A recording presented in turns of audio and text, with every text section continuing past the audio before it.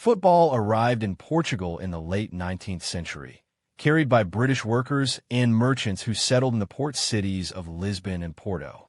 By the 1890s, the sport was already taking root in these urban centers, making Portugal among the earlier adopters of the game on the Iberian Peninsula, though Spain was developing its own football culture at roughly the same period. The game was a foreign curiosity at first, watched with suspicion and fascination in equal measure. The founding of the great clubs came quickly. Futebol Clube do Porto was established in 1893, Sport Lisboa e Benfica in 1904, and Sporting Clube de Portugal in 1906, three institutions that would define Portuguese football for the next century. Their early rivalries were as much about class and neighborhood identity as about sport itself. Founding a club was, in a real sense, an act of civic pride. Portugal's National Football Federation was organized in 1914, and the country joined FIFA shortly afterward, signaling an ambition to compete on the world stage. The domestic league, the Primeira Liga, was formally established in 1934, giving the sport a structured, professional framework. For the first time, the great clubs competed on equal, regulated terms. The Estado Novo dictatorship of António de Oliveira Salazar, which dominated Portugal from the 1930s to 1974, had a complicated relationship with football. The regime tolerated and at times encouraged the sport as a tool of social distraction. Yet the clubs, especially Benfica, developed passionate popular identities that existed somewhat beyond state control. Football became a rare public space where emotion could be openly expressed.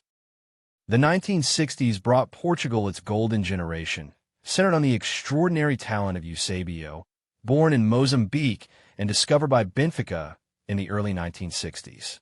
Under coach Bela Gutmann, Benfica won back-to-back European Cups in 1961 and 1962, announcing Portugal as a continental power.